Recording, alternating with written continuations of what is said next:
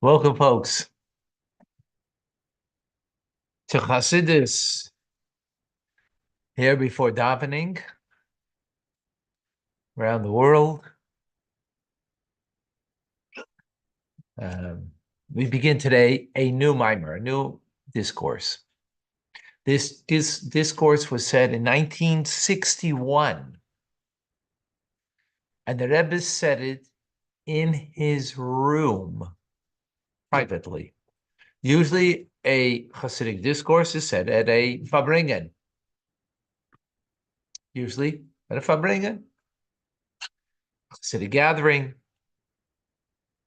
which, in the early days might have been hundreds, later days were thousands that would participate, and the Rebbe would say a Hasidic discourse. Here, actually, it began in 1958, a couple of times then, 2-3 times maybe that year, 1959 also. Then it stopped. That the Rebbe, saying in his room privately, what happened? The Rebbe would come in the morning. This happened a few occasions. And whoever was at the yeshiva students that were there studying, as they were supposed to in the morning, like we got our yeshiva students here and here, right? So it happened those few times, half a dozen times. And the last one was in 1961, that those students who merited to, who were, where they had to be, merited to come into the Rebbe's room and hear a discourse from him just then. Just those who were there. And if you weren't there, you missed out.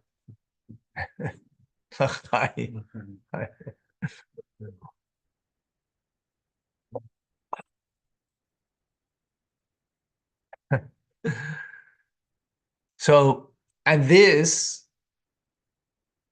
was said Yud Gimel Iyar, the 13th day of Iyar, which is the day of the Rebbe's brother's Yortzeit. Yisrael Aryeh Leib, Rebbe had 2 younger brothers. He was the oldest of 3. Yisrael Aryeh Leib, who passed away in 1952. Just briefly. He passed away in England. He was a professor, mathematics, and the Rebbe did not tell his mother that he passed away. She never knew. Not only that, the Rebbe wrote letters to his mother in his brother's handwriting, like it was coming from him, would send it to England, and it would be mailed from England to his mother, that she thought that he was alive. Yeah. Anyway, so this is his yahrzeit that he's saying this mimer, 1961, in his room, to the few people were there of the yeshiva students. I mean, the yeshiva was small then in 1961. And we're going to learn that mimer. Parsha, it's from this week's Torah portion, Kedoshim. That year was a double portion.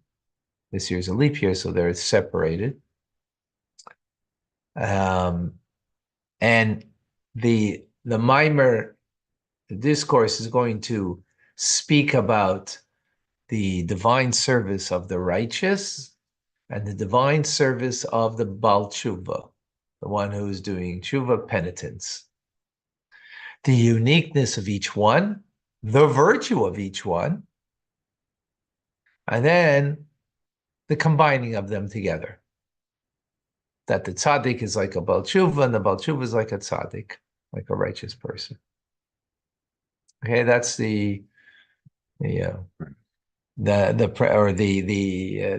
content of the mimer. That's not the I mean, I don't know if that's the premise, but that's the content of where we're going to go with this. Okay, it's going to be based on a medrash from the Parshas Kedoshim, and will also be based on a verse from Shir Hashirim, from Song of Songs, as we will see. Okay, that will bring out. Okay, let's begin. Daber el kol adas b'nei Israel. Speak to the entire congregation of Israel. Right at the beginning of this week's Torah portion. Kedoshim tiyu, holy you shall be. Holy you shall be, and holy you will be. Right? The double meaning in the word, right? Why are you holy? Ki kadashani, because I'm holy. God says, I'm holy, right? So the Medrash says, Yachal kamaini. Do you think you could be like me? God is saying, right? You're going to be holy like me. Right? Talmud Laimar, Ki kadashani. So the verse says, because I am holy. Kedushasi l'mayla mikudushaschem. My holiness is higher, greater than yours, God says. All right? That's a medrash. That's the end of the medrash. We're going to go back to the beginning of the medrash and another statement that it makes. But that's concerning this verse, right? So we need to understand. What's the medrash thinking? Yachal Kamaini, that we could be like God. Like, what's as the term is? What's the Havamina? What's the original thought that we could be like God? Like, what does that mean? Right? How do we understand? So seemingly we could say simply, right?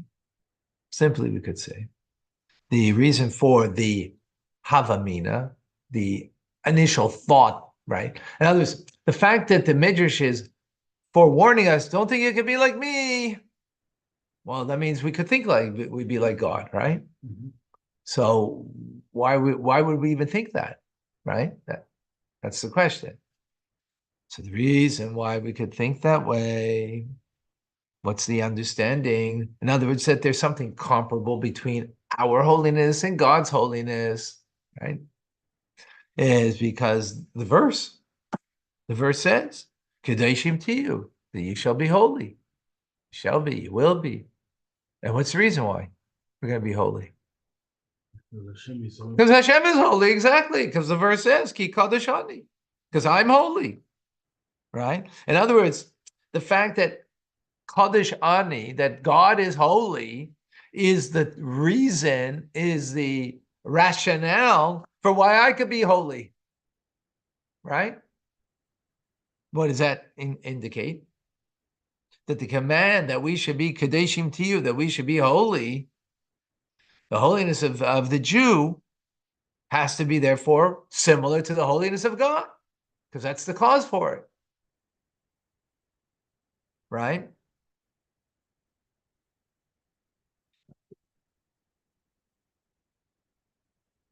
Well, that's no. Well, I mean, I don't.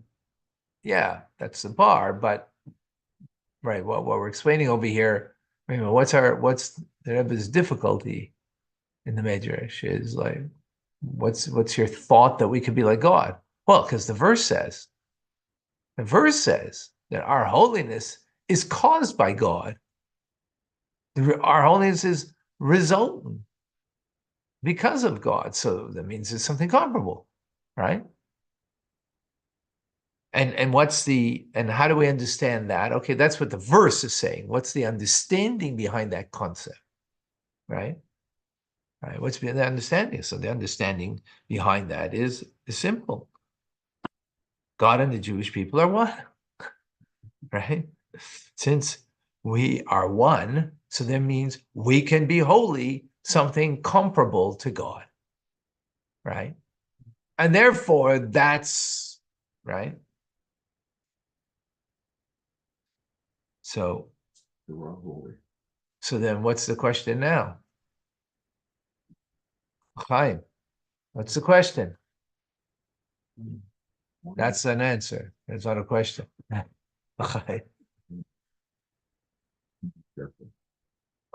Don't be careful. follow the flow. What's the obvious question now?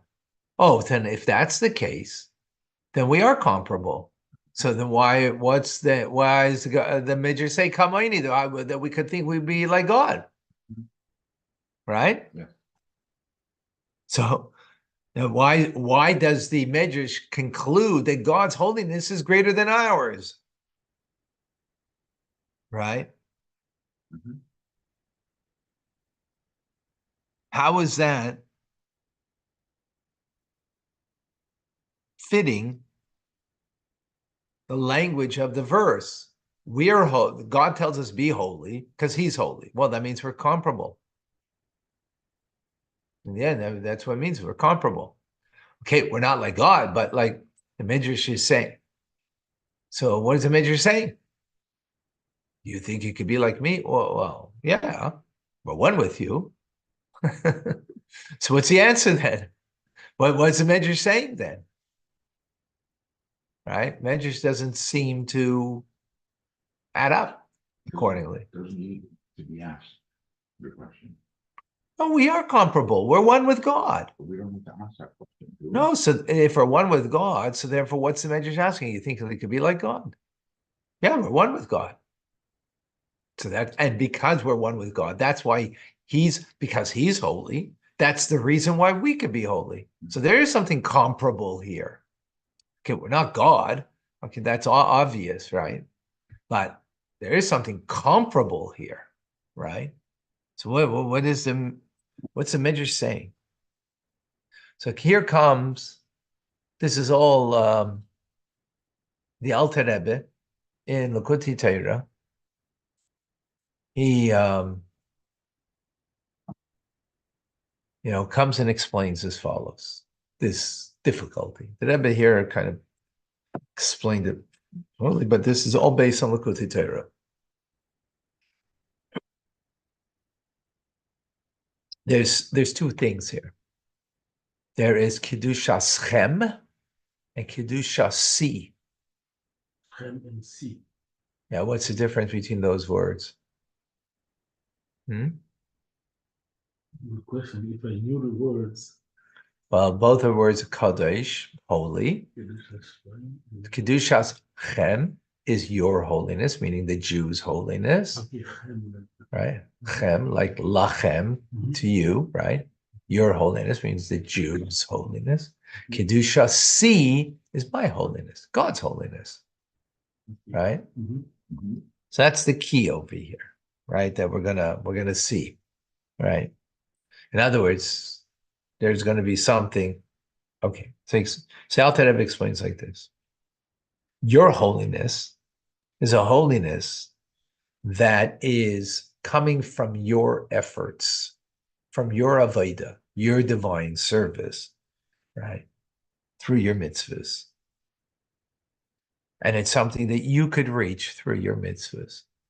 You do a mitzvah, you reach holiness. That holiness is something that you could reach through your efforts of your mitzvahs.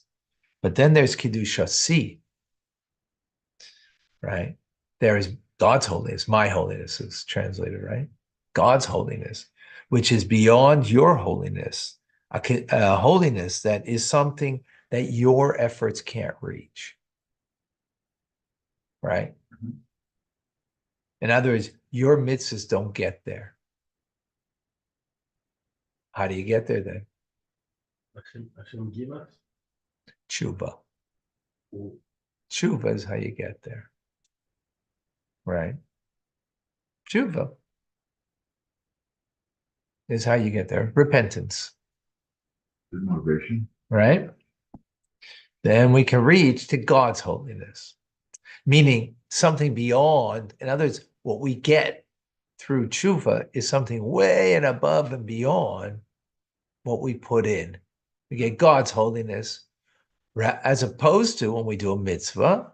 The mitzvah is the vehicle for drawing down the level of holiness that we can achieve, right? Every mitzvah draws down, like every limb of the body is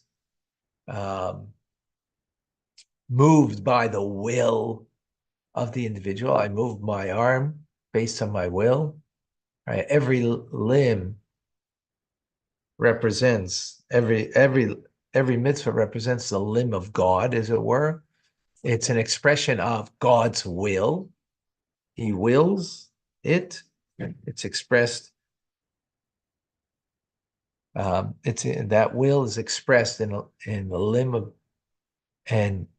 and through us doing with our limbs of the body mitzvahs, right?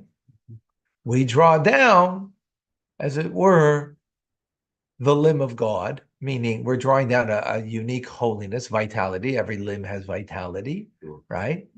Vitality. We draw that down. That's something we can accomplish. Chassidus explains each mitzvah, how its uniqueness and what it does and how it draws down and so on and so forth, right? But that's something, Kedusha Schem, your Kedusha, right? But then we have Kedusha Si, God's holiness, that's beyond what our divine service, our mitzvahs can accomplish, right? We're getting something gifted of God that's beyond being comparable. And that is affected through our tshuva, our penitence. Okay.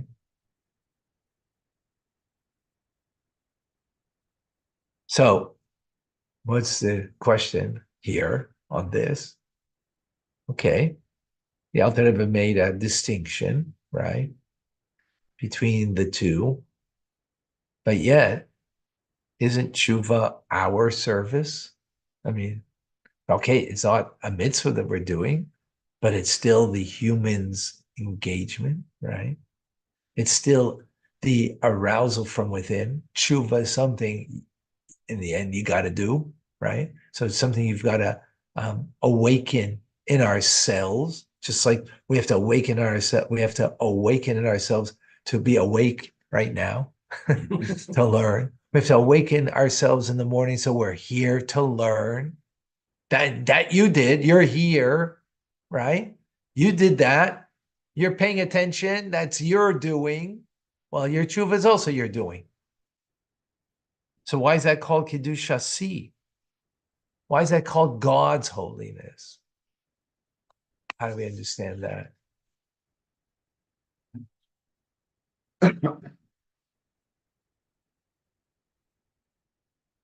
Why?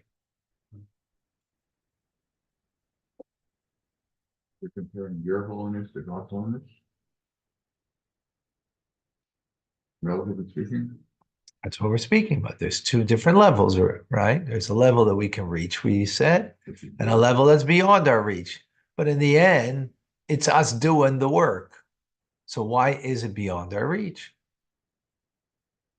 Well, even a mitzvah, you do preparation, Patricia. So, I mean, to do a mitzvah, you have to prepare, right? You have to wake up this morning. You have to have David's coffee, right? That was part of my preparation. Part of the preparation, by the way, in the morning is, well, good morning here, TJ, it's already Erev Tov, it's evening, right? So part of preparation in the morning is you say Maidani when you wake up, you wash Nagelwasser back and forth 6 times. You have to clean your system. You make morning blessings, right? Before you learn Torah, right? You make the morning blessings. If you're lucky enough, you go to the mikveh, right? If you have enough time, you prepare something before the class even. Right? That's all preparation. Good way to start the day. Right? It's all the preparation that come, right? And then this class becomes a preparation for the davening, which we're going to go to now. So everything is davening, everything is a preparation. Tshuva, maybe it's not the same, I mean, tshuva is also, you've got to think about what you've done and what you need to come close, and the distance that we've created when we do something that's not appropriate. anyways, but thank you, Patricia. Very good. Okay.